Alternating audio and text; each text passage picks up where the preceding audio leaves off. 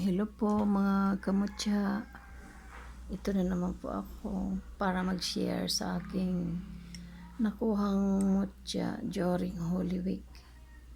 Yan po, nahinga po siya sa tubig. Yan po, ang ganda niya, I love it. Ang kagandahan sa kanya kasi tawag dyan, basta gusto ko siya. Ang ganda niya ng klase ng mutya. So ito po ay iingatan ko din. Mayroon siya mga bubbles sa loob ng tubig. Nahinga po siya. Ayan. I don't know bakit siya na parang nahinga. Ayan. Ayan po. Binabad ko po siya sa tubig na merong asin. Para kung ano man ang mga bad, syempre lalabas. So ito po ay pinakamahalaga para sa akin na nakuha ko this mahal na araw, 2024. Maganda po siyang klase ng mutya. Siya po ay nahinga sa tubig. Maganda po siya. Kasi ito po ay, kung hahawakan niyo po siya, talaga po siyang madulas. Para madulas po yan. Ang ganda po ng klase ng pagiging mutya niya. Ayaw ko namang sabihin na ito po ay mutya ng bulalakaw. Ayaw ko din namang sabihin ito ay mutya ng bato na mayroong naanay. Basta ito ay mutya. Yan. Ito ay, ang ganda niya kasi sinubukan ko siya na sinubukan ko siyang itabi. Kasi diyan ko nalalaman kung ang isang mutya ay bad or hindi. Kasi pinakausap din natin yan, yung mga nakukuha nating mutya. Kakausapin natin yan through sa ating panaginip kung ano, bad ba siya o hindi. So nung sinubukan ko po siya na yan, nasa tabi ko na ako itulog. Ang ganda po niya kasi nga yung pagiging niya, yung niya dito, ito yung mga ganito niya madulas na para siyang paano ko ba ito may hahalin tulad yung grano niya madulas siya. Ewan ko kung bakit ganyan siya. Ang ganda ng niya. Nakuha ko po ito sa doon sa sapa ng Tag-Araw Resort. Doon po yan nakuha. Ang ganda po ng niya kasi kung gaganunin ko siya, pagaganyanin mo siya, madulas. Para siyang mabigat po yan, mabigat po. Ang bigat. Yan ako po inahihiwagaan.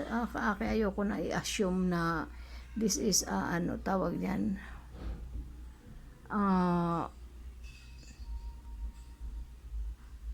Mutya ng bulalakaw. Bahala na, basta importante. Para din kasi siyang para siyang bunga Ayan.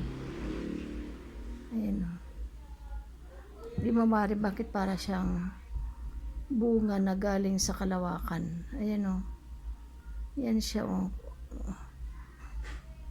Yan, baka nasabi ko para siyang bunga kasi para siyang dito napigtal galing sa galing sa puno. Yan dito siya. Yan ito yung parang niya. Yan yung parang butas niya, para yan parang dried siya na bunga. Pero bato po siya. Bato po yan. Yan bato po yan. Pero pag tinitingnan ko, para siyang bunga na dried fruits. Pero parang siya. Bunga galing sa kalawakan. Ayan, ito yung dito siya Ayun ko, basta whatever. Basta ito po ay aking iingatan. Mangganda, basta gustong gusto ko siya kasi nung ako kausapin ko yan, kung anong elemento siya. Ang ganda ng sign niya para sa akin. Talagang pang-spiritual siya. Tsaka ano siya, ayan o, tatali natin. Ito po. Ang tali natin. Ay, paano ba tatali ba? Hindi ko alam kung paano gagawin ko dito. Ayan, parang ganyan. Tali natin. Ayan. Ayan. Yan o, nagalaw po yan. Yan o, may persa siya o. Tinutulak niya kamay ko. Yan o, tulak. Yan o, tinutulak niya yung kamay ko po. Mayroon siyang persa. Yan. Tinutulak niya yung kamay ko. Yan o, nadikit ko yung kamay. Yan. Meron po siyang gabay. Ang lakas ng gabay niya. Yan o. Ang lakas ng gabay niya. Yan. Yan, ang lakas ng gabay.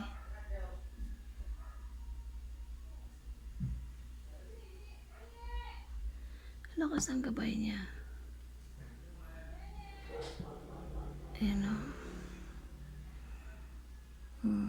Kaya masasabi ko talaga na yung mga ganito, na hindi sila ordinaryong hindi sila ordinaryong bato.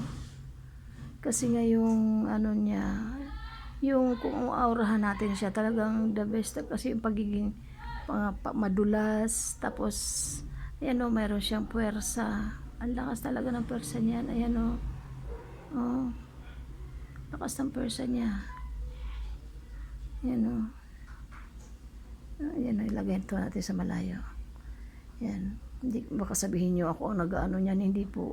Siya lang po yan, nagalaw. Yan, lakas ng puwersa niya eh. Tali po yan, string po yan yung pinantali ko. So, hindi po pwede na i-command ko yan. Basta siya po ay nagalaw talaga. Ayan o. Hindi yan pwede na anuhin ng tao. Yan o, ang lakas ng puwersa. Lakas ng puwersa niya.